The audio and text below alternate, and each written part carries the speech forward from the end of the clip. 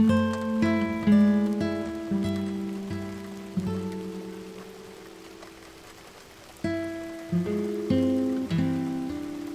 nome é Maria Alice, eu sou a mãe do Gael. Eu tive ele com 14 e ganhei com 15. O que eu mais ouço é que eu sou muito irresponsável. Depois que eu descobri que eu fiquei grávida, aí eu peguei e não estudei mais. Eu fiquei assim, meio com receio de ir para a escola grávida.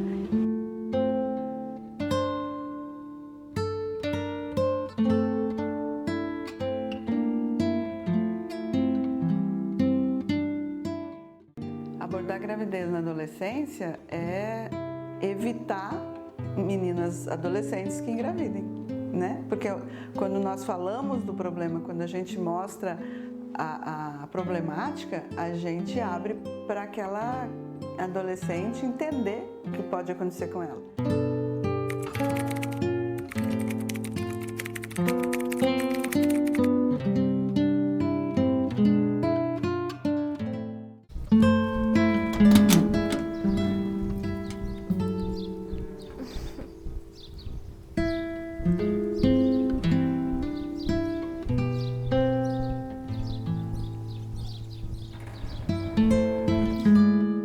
Muito medo na hora do parto, muito medo na hora de dar o primeiro banho no bebê, na hora de, se ele estiver doente, o que eu vou fazer? Sem, tipo assim, eu não quero ficar correndo assim toda vez pro posto, tipo, eu quero cuidar que nem a minha mãe me cuidou. A gente já esperava, né? Só que no começo foi muito ruim. Não por conta de eu estar grávida, né? Mas por conta das pessoas me julgarem muito e algumas pessoas sumirem, pessoas que falavam, né, que estavam do meu lado, abandonar, assim. O que eu mais ouço é que eu deveria ter me cuidado, é que eu sou muito irresponsável, que o pai do bebê não vai assumir. Embora ele já tenha falado que vai, mas as pessoas acham que não, né? Que ele é muito novo, que eu deveria morar junto com ele logo, assim, logo de cara. Que a gente deveria tentar algo mais, né, profundo, assim. Que a vovó vai cuidar, a mamãe vai cuidar. Essas coisas. Como que foi a reação da sua mãe em frente a isso? Ela ficou muito nervosa quando eu contei pra ela. Que ela foi assim... Ela não foi a primeira a saber, que a primeira foi a mãe do pai do bebê. Mas depois eu contei pra ela, ela ficou muito nervosa. Mas depois ela aceitou. E agora ela tá me ajudando bastante. É um choque muito grande para os pais quando eles recebem a informação. Não dá para negar que é uma frustração, é um choque, assim, porque não era o que eles queriam para os filhos, né? Então, às vezes, aquela história, né, de aproveita, relaxa que dói menos, aceita que dói menos, talvez seja a grande questão. Por que dói menos? Porque no momento em que o pai e a mãe entendem que o que foi feito está já decidido, está vindo um bebê, não dá para devolver, né? Está ali, está vindo. Então, o que esses pais precisam? Precisam a percepção de que aquela criança que está virando um adolescente, que em muito pouco tempo vai virar um adulto, ela precisa do apoio. Mais do que ser julgada, mais do que receber sermão, mais do que ser ameaçada, qualquer coisa assim, essa menina precisa de colo, de entendimento de que na busca de carinho, prazer, e tudo isso que o sexo traz, ela acabou perdendo o time, né? Não se cuidou, não se protegeu, não teve a conscientização do que ela tinha que ter feito e errou, pisou na bola. Beleza, isso aí é um assunto passado, não tem mais o que fazer. Eu queria muito trabalhar agora. Tanto que até a minha mãe sempre falava pra mim estudar primeiro pra depois trabalhar, mas eu queria estudar e trabalhar junto. Porque assim, eu sempre quis ser muito independente, né? Não ficar dependendo totalmente de outra pessoa. Mas agora mesmo eu não vou conseguir, né? Só mais pra frente. Como que foi a escolha do nome? É o nome composto, né? Davi De Luca. O Davi é o que escolhi e o De Luca foi o pai. A escola não me ajudou muito em questão de atividades escolares e também algumas faltas, porque eu ia na escola, mas não era frequente. Geralmente no começo assim eu passava muito mal, então eu tinha que ir no médico, só que o médico não queria me dar atestado para fins escolares. Aí, então assim, quando eu ia me justificar a falta, eu precisava do atestado e não tinha. E aí eu acabava ficando com a falta. Eu acho que eu reprovei esse ano, provavelmente, né? E eu pretendo dar o meu melhor, né? Fazer tudo certinho, seguir orientações da minha mãe. Eu espero educar, ter a capacidade, assim, de poder ser uma boa mãe, né? E dar bons exemplos também.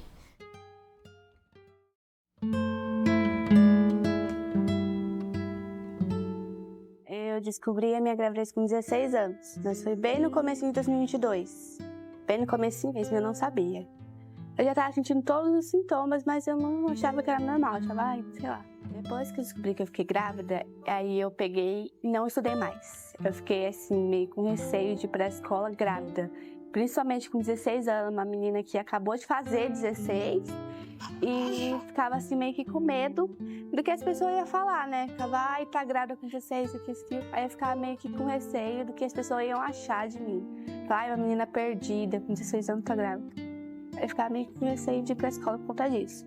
Quando eu postava grávida, muitas pessoas assim ficavam meio que falando, né? Ai, você tem corrupção, menina nova, grávida, não aproveitou nada da vida ainda. Aí, às vezes, na rua, eu olhava torto por causa da minha barriga, né? Eu tive normal parto. Comecei a sentir contração 5 horas da manhã. Eu só fui pro hospital 7 horas, 8 horas, se eu não me engano. Só que aí, eu já tentei ficar internado no hospital, porque eu tive sífilis na minha gravidez. Aí eu teve que fazer todo o acompanhamento para ver se ele não ia ficar com nenhuma sequela da sífilis, né? Ninguém tinha me explicado sobre isso, não. Só sobre não engravida, por favor. Usa a camisinha para não engravidar. Ninguém falava com camisinha para não engravidar e para não pegar doença. Era só o não engravida mesmo. Quando a gente fala de estratégia de evitar a gravidez, evitar uma gravidez precoce, a gente fala de prevenção, a gente fala de conhecimento, a gente fala de falar do assunto, né? É jogar isso dentro das escolas, falar insistentemente, levar profissionais para dentro das escolas, para dentro de onde estão as adolescentes e os adolescentes, porque quando a gente fala de gravidez, a gente está falando de 2 pessoas, né? É muito fácil a gente falar de meninas grávidas, né? Meninas adolescentes grávidas, se a gente deixar de falar do pai adolescente, porque ele também está ali, perdidinho também. Também não teve a maturidade de usar uma camisinha, não teve a maturidade de saber ter o controle. O que eles vão fazer sexo? Ah, tá, beleza, então tá. Então vamos nos programar para isso, porque não tem a conversa com o pai, não tem conversa com mãe, não tem esse conhecimento, que é o que falta talvez nas escolas, podendo começar com o assunto dentro das escolas. Você começa a falar disso, você começa a trazer o assunto, você começa a abrir. No momento que você abre a cabeça de alguém e coloca conhecimento ali, a prevenção está feita. Pensa, uma menina com 16, acabou de fazer 16 anos, acabou de ter um filho, vendo um monte de gente lá que você não conhece. Meu marido, ele trabalhava o dia inteiro, então não tinha como ele ficar lá comigo, ele só ia pra dormir. Aí eu não queria comer. O café da manhã ficava lá, o almoço também ficava lá. Aí viam que eu não tava comendo nada. Aí viam que eu começava a chorar do nada. Do nada vinha uma tristeza na minha cabeça, eu começava a chorar. Aí depois que passou um bom tempo, quando eu saí, eu fiz acompanhamento com psicólogo, tomei remédio, eu parei agora de tomar remédio, não tomo mais.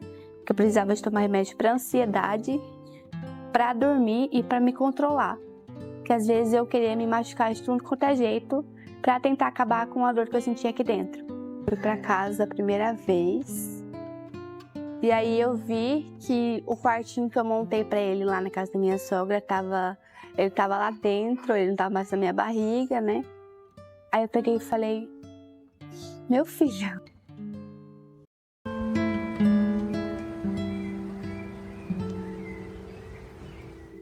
Meu nome é Maria Alice, eu sou a mãe do Gael. Eu tive ele com 14 e ganhei com 15. No começo da minha gravidez eu não sabia, porque quando eu descobri eu já estava indo para 5 meses, então eu não sabia. Quem descobriu para mim foi a minha mãe. E de tanto ela falar que eu estava grávida, eu fiz um teste. Aí nem precisou, ficar esperando, já deu os tracinhos e eu nem sabia. E isso já estava quase 5 meses. Minha gestação foi incrível. Foi incrível. E, no começo, como que eu não tava aceitando, ele chutou pela primeira vez, deu pra sentir ele passando a perninha. Aí foi quando eu comecei a chorar e comecei a aceitar. Minha mãe não me julgou, o que ela falou pra mim mesmo foi, olha, você agora assume com as suas responsabilidades. E ela só chorou. Aí ela pensou comigo, melhor uma gravidez que aumenta a família do que uma doença sem cura. E, em questão das pessoas me julgando, vixe, tem até hoje. Pra falar a verdade, falando que eu estraguei minha vida, que eu nunca vou ser nada na vida por conta de ter um filho, nunca vou poder estudar em questão de um filho. No começo eu fiquei muito triste, porque eu não queria isso agora, que eu queria estudar, me formar, ter a minha casa. E a escola? Como que tava? Você parou? No começo eu tava indo certinho, que eu tava grávida.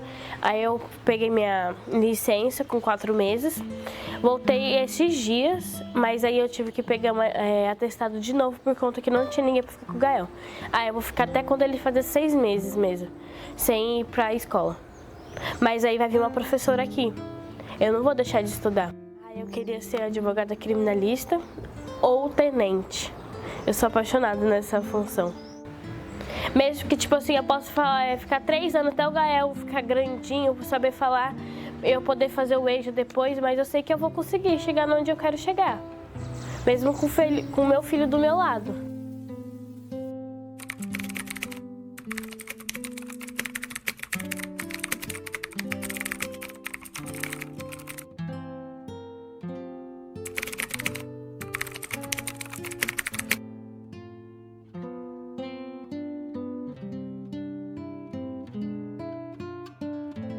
Eu tinha 15 anos, eu estava no 2º ano do ensino médio. E aí eu meio que já sabia, porque, tinha toda a questão do atraso menstrual e tudo mais, e eu fazia tabelinha. Só que não adianta. O ciclo era regulado, só que eu não fui olhar a tabelinha depois, ao invés de antes. E aí nisso eu já sabia que eu ia engravidar. E aí eu me enganei durante 4 meses, porque eu não queria aceitar. Tanto é que meu primeiro ultrassom foi no meu aniversário. E de 16 anos, que eu tava de 4 meses já. Mas sempre tive suporte da minha mãe, da minha irmã, o pai dela nesse período até os 2 anos de idade dela, que foi quando a gente ainda estava junto mesmo que à distância. E aí até que, morando 3 meses mais ou menos aqui, numa discussão, ele me chutou, aí eu falei, não, então não quero ficar mais com você.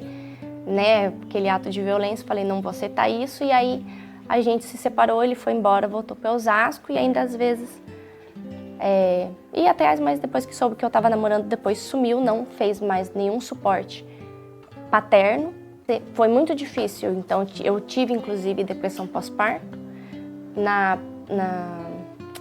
no primeiro momento da amamentação, ela pegou errado, foi muito sofrido. Eu tive ferimentos e eu chorava drasticamente quando eu tinha que amamentar ela. A Yasmin sempre foi fantástica. Vontade de chorar.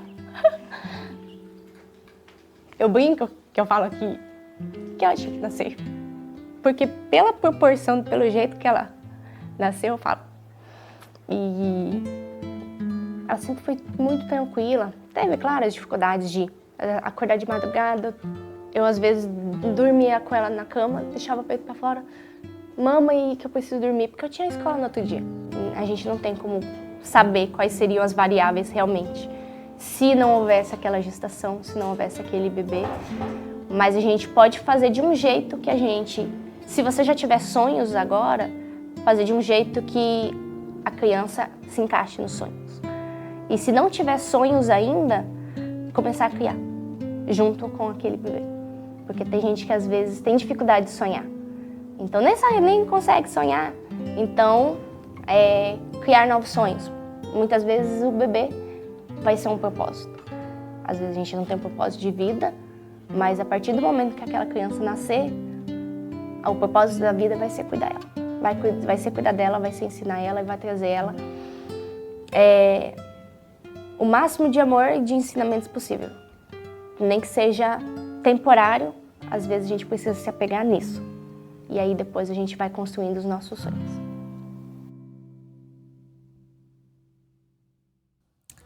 Oi, meu nome é Letícia, eu sou a produtora desse vídeo documentário e eu vim aqui para contar a minha história. Eu tive meu filho com 14 anos e quando eu fiquei grávida dele, eu tinha o meu namorado junto comigo, mas quando eu contei da minha gravidez, a primeira coisa que ele me propôs foi um aborto. Sem perguntar o que eu queria, ele me propôs isso. Os meus pais, eles foram saber que eu estava grávida apenas quando eu estava com 5 meses de gestação. Antes da gravidez, eu tinha depressão. Na época, não reconhecia como isso. Eu era aquela adolescente que se automutilava. E quando eu descobri que eu estava grávida, eu sentei no chão do banheiro.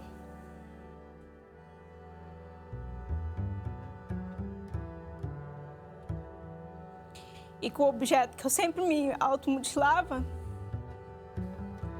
eu pensei ali em me matar. E aí, quando eu sentei no chão do banheiro, falei, eu vou me matar, porque tem outra saída, né? E quando eu tava lá preparada para fazer isso, veio uma vozinha na minha cabeça dizendo: ele não tem culpa das suas escolhas. Essa criança não tem culpa do que você escolheu. E eu digo hoje que se não fosse pelo Miguel, eu não ia ser a mulher que eu sou. Sem o Miguel, eu não me via, eu não me vejo sem ele mais. Foi escolhas que eu fiz, foram duras, me trouxe sofrimento, me privou de várias coisas na adolescência, mas que formou a mulher que eu sou hoje. Eu escolhi fazer esse documentário para mostrar que é preciso que a gente fale. Eu, mãe, vocês têm que me ouvir. Eu consegui reerguer quando eu comecei a falar. Quando eu falei sobre isso. Quando eu procurei ajuda psicológica e falei sobre o que eu estava sentindo. E durante o meu processo de cura, eu escrevi um poema que eu gosto muito dele, que eu vou ler aqui para vocês. O falar. Me diz o que esconde dentro desse teu capuz. Me diz qual história ainda não contou. Fala qual a linguagem tua alma inquieta insiste em argumentar. Conta qual o motivo de sua timidez. Revela tua face em seu falar. Expresse tua angústia a cada caminhar. Conte-me com um coração cheio de insensatez. Não tenha medo de se manifestar. Abra tua ferida à plena luz. Deixe teu sangue escoar. Mesmo que uma lágrima caia no chão, mas sempre ouse levantar. Me pergunte o porquê da dor, mas não questione-o por amor. Amor não traz feridas, o amor só traz alegrias. Quem te magoa não sabe o que é amar. Por esse motivo, sempre ouse levantar. Levante a tua voz em alto falar. Diz o que te aflige e o que te faz sangrar. Quando se diz, a ferida seca. Quando se chora, a ferida fecha. Quando se cura, sobra só a cicatriz. Cicatriz na qual vai te lembrar. Lembrar que a cura do teu sofrer é o falar.